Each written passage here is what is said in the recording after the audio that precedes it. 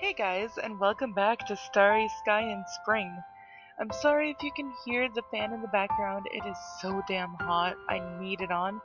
I'm so sorry. Anyways, let's just jump right back in. I peered at Suzia's face while I ate, and as always he returned my gaze with a gentle smile. Looking at that expression, I thought about what I could possibly do for Suzia. Now it's April 11th. We finished up dinner in the cafeteria and returned to the front of the dorms. The dazzling moonlight shines through the clear starry sky, and the moon feels especially bright tonight. This is the best time for moon viewing.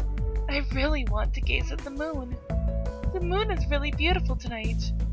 The calm breeze feels good and the weather is great. Oh yeah, last time we talked about wanting to go moon viewing, right? Do you want to go after this? Oh, can we? Yeah, that sounds good. Let's go up to the rooftop now. Yay, alright! We headed to the rooftop garden without delay. I'm so happy. Just when I thought I wanted to go moon viewing, we're going. And above all else, I'm excited the four of us can spend time together like this. The moon is at the full and not a single handsome face in the room. Huh? Matsubasho? You're well versed, yo. What the heck are you guys talking about all of a sudden? You're not losing your senses, are you? Yeah, I'm confused too. I think you lost it, Suzuya. It's a famous haiku by Matsuo Basho. It means that even though the long-awaited full moon is finally out, those who aren't there to gaze upon it will surely be disappointed. That reeks of old man. Besides, we're supposed to be viewing the moon, you know, not talking about haikus. I'm properly looking at the moon, right, Buttface? Yep, we sure are. I don't think it sounds like an old man. Then try and talk about something else that has to do with the moon. At any rate, it's not like Kanata knows any stories, right? Suzuya is sulking. Can Suzuya even sulk? Seems like it. There's no way I wouldn't know any. Even I know stories about the moon. Wow, that's sort of surprising. What kind of stories? Long, long ago in a distant land, there was once an old man and woman. One day, the old man went to the bamboo thicket, and there, within the bamboo, there was a girl. Oh, he's talking about the celestial princess. Buttface, isn't it a shame that it's not a full moon today? The brightness of the full moon can be a bit much for me sometimes, though. I can understand that. I also like the crescent moon. Hey, you guys, listen to people when they talk. After I went through the trouble of telling you the story, don't ignore me. The Tale of the Bamboo Cutter? It's a really good children's story. You don't make a fool out of me. I'm not making a fool out of you. You just got mad because I was trying to back you up. Don't say you were backing me up. Kanata kicked up a fuss and snapped at Yokun, just like always. They ruined the mood. Oh, Suzuya. Despite being the one responsible for their dispute, Suzuya laughs openly as he watches the both of them. I lean against the railing and gaze up casually at the starry sky. At that moment, I saw the shine of a shooting star as it moved through the sky and disappeared. Huh, a shooting star! Hey, seriously? No way I missed it! I wanted to see it too. Well, I didn't notice it either. Just then, the four of us became quiet and looked up at the sky together. We're suddenly immersed in silence as we gaze overhead at the shining stars. This kind of thing isn't bad. Being lively is great, but even without words, we can still naturally find a comfortable place. Hey, Buttface, what's your favorite planet? Favorite planet? I tilt my head at the sudden question. Which planet? I would say... Jupiter. No. Saturn. Saturn is awesome. Probably Saturn. The rings are cute. Alright, that makes me happy. Saturn is Capricorn's ruling planet, therefore that means you like me, right? Hey? Hey? Hey, yo, you're bugging butt-face. Don't get cocky. There are a lot of girls that like Saturn and think it's cute. Maybe the design is what pulls them in the most. You too, jealousy is unsightly. Don't spoil my long-awaited happiness. Who's jealous? Even though Saturn has a cute image, it's actually the second largest planet. It's 9 times the size of Earth. Wow! I didn't know that! However, its mass is less dense than water. That doesn't change the fact that it's big. Heh. So Saturn's that big? Since it's so cute, I thought it'd be smaller. Along with being cute, it's also big and reliable. A pretty good deal, right? He said that as he gazes at me, smiling. I was at a loss for words. The moon has a different beauty from the rest of the celestial bodies. It's mysterious. The places on the moon have nothing but romantic names. Those names are for things like oceans and seas. It's not that the moon is virtually water, but the parts of it that can be seen are dark and appear to be water-like. The largest ocean is the Ocean of Storms, and the second largest is the Sea of Rains. The area Apollo 11 landed on was the Sea of Tranquility. By the way, did you know that seaweed is essential to moon viewing udon? Moon viewing udon out of nowhere? Seaweed? Well, seaweed resembles the night sky. Is that so?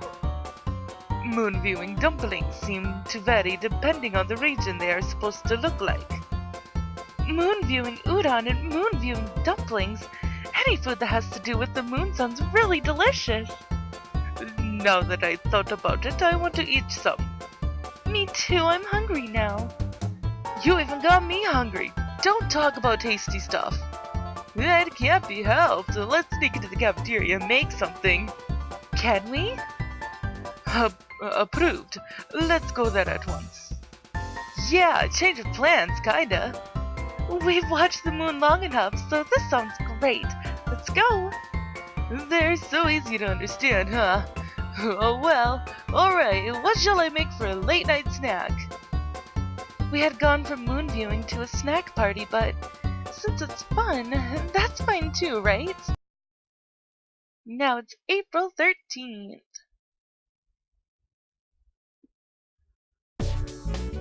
After Fayed, I change my clothes and head back to the classroom.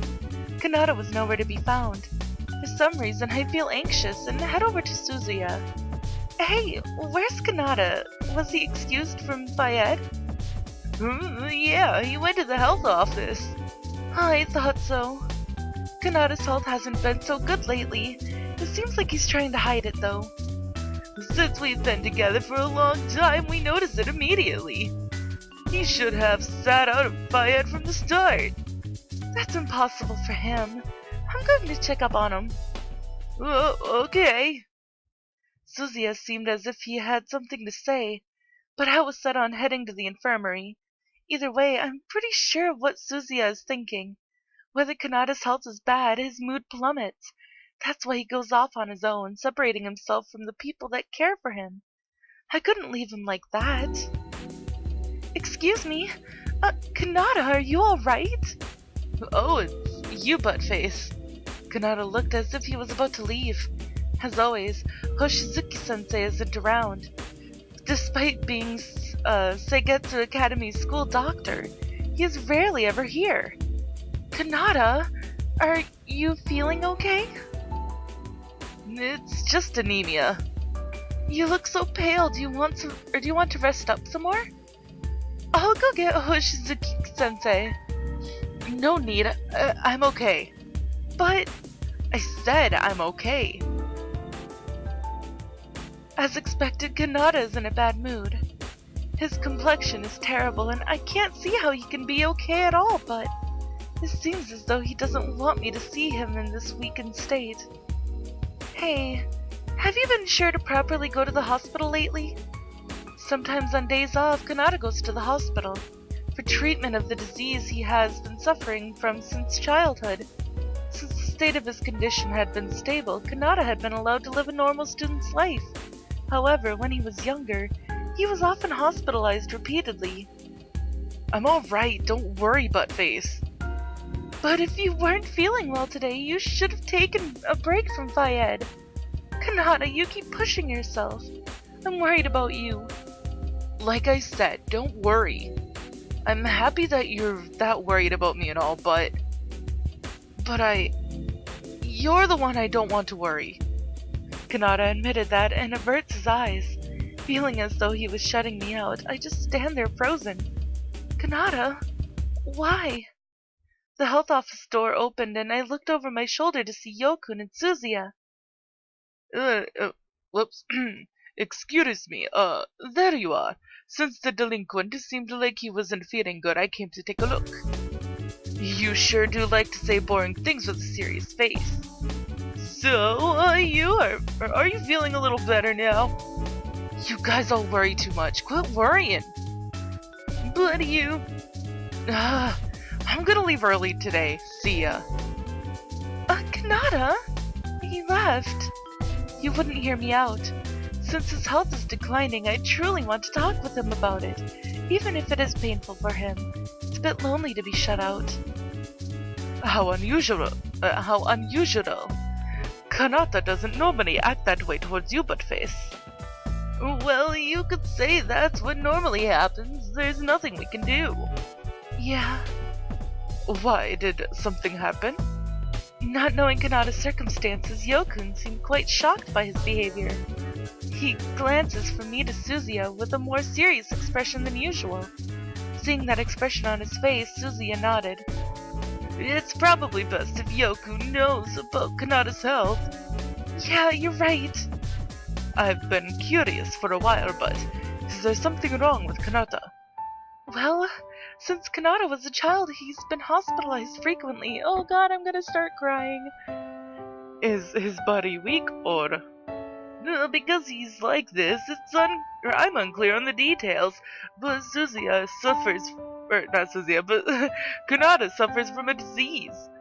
His health's deterioration as well as his anemia are both due to the disease. It's incurable and there's a chance it will eventually take his life. Oh god, this is hard. I'm so sorry, guys. I'm like starting to cry. Because that is exactly what lupus is.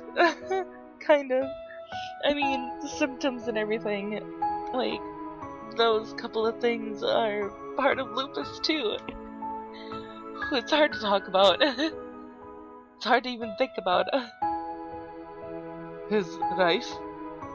Despite that, Kanata won't go to the hospital. So, Kanata has that kind of condition. I had no idea. You didn't notice because you weren't supposed to. Kanata really hates when people worry over his health. I think back to how he pushed me away earlier. My chest tightened up. I was only thinking of Kanata, but maybe I'm only bothering him.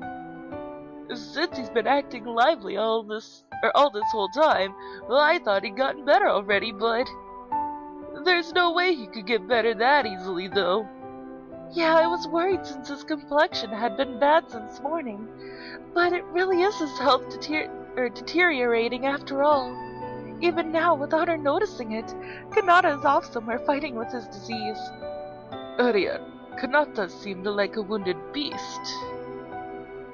I'm sure he didn't want you to see him in his weakened state. Oh gosh. He always avoids situations like that. I wonder if I'm bothering him. He said that I was the one he didn't want to worry, huh? I never would have expected him to say something like that. It can't be that you're bothering him. You know, Kanata's not an honest guy after all. I hope so. But... Also, this is the first time I'm mentioning this to you. Buttface, but there's a reason why he fights. Eh? What do you mean? Could it be to fight back against his disease? Suzuya nods solemnly. That's right. Kanata has quite a complex about his health. In order to escape the reality of his weak self, he started fighting. No way! Doing stuff like that will only needlessly take a toll on his health. He says only when he's fighting does he feel healthy again. It probably allows him to escape the reality of his illness. Kanata? That's easy to understand, just like Kanata. Well, it's not like I don't understand though. But won't fighting undoubtedly make his health even worse? Since his disease is already incurable, he's probably trying to cope with the burden of it. He should at least be cautious of fighting. It's not good for him. Yeah, well, it's something Kanata needs to come to terms with on his own. However, we'll do what we can for him. Yeah, if Kanata would look at his health realistically, then maybe he'd finally be able to get on the right track. Also, it's forbidden to talk about this in front of him. I know that. I saw him earlier. I didn't have the nerve to say anything. Since we don't want to cause him unnecessary stress, we don't want to bring up anything related to his disease. Yes, I know. But we'll do as much as we can to watch over him and make sure he doesn't do anything rash. That's right. I'll keep an eye out for him. He said he didn't want us to worry, but Suzuya, Yokun, and I all treasure Kanata. So regardless of his wishes, we couldn't help but worry. In order not to burden Kanata, I vowed to keep a close watch on him. Surely he'd be able to forgive me for that. Now it's April 14th. Oh gosh, I am crying. As classes ended for the day, the four of us hung out together as always. We had been assigned a lot of homework today and talked about trivial things. Now then, we just got the Venus observation assignment, but let's get it out of the way and go observe it tonight. Oh, agreed. Let's go. I'm also for it. The teacher said that during this time of season, Venus and the moon are very close and really beautiful to see. I also want to finish our homework as soon as we can. Homework's been non-stop, but with the four of us, it'll be like a piece of cake. Oh, Kanata. Recently, we just keep getting more and more, haven't we? But since it's fun, it's fine. But isn't it supposed to be a cold night? Or isn't it supposed to be cold tonight? When Yokun mentioned his concern about the weather, I knew that I knew that was his subtle way of worrying about Kanata, making a warm fuzzy feeling envelop my chest. Then I'll prepare some warm drinks. Yay, I'm looking forward to it. The Venus evening star comes out just 3 hours after sunset. Let's go together earlier than usual. That way we can finish before it gets cold. Then let's meet up before sunset on the rooftop. Okay, you definitely can't be late. Roger! We temporarily returned to our rooms to get ready, and once evening came, we gathered at the rooftop garden. Wow! There's a lot of people here. I wonder if everyone's doing their homework. Many students were already there setting up their things. We picked out our own spot and spread out our notes. Since we have time before it gets dark, let's go over today's classwork. Sure, let's do that. That's just like class. I brought my camera with me, so is it okay if I take pictures of the scenery? It can't be helped. Go ahead, do what you want. As Kanata began going around and taking pictures, we opened up our notebooks. Our notebooks are filled with notes detailing Venus. Venus is the second closest planet to the Sun. Because of its location, it can only be viewed from Earth for a short time. The best time to view Venus is either 3 hours after sunset, where it is called the evening star, or 3 hours before sunrise, where it's called the morning star. Venus's beauty can only be seen for limited times in the evening and dawn. Earth and Venus are said to have similar dimensions and resemble each other in many ways. Despite that, Earth is the only planet that life can thrive on. The Earth has oceans, but Venus does not. Because of that, the atmosphere is thick with unrecycled carbon dioxide. Another theory is that Venus originally did have oceans, but because of its closeness to the sun, they evaporated. Due to its thick atmosphere, Venus' sky looks red. A red sky, huh? I wonder what that's like. But this is all the time that I have for this episode, guys. If you liked it, please give it a big thumbs up down below. And I will see you in the next video. Bye-bye!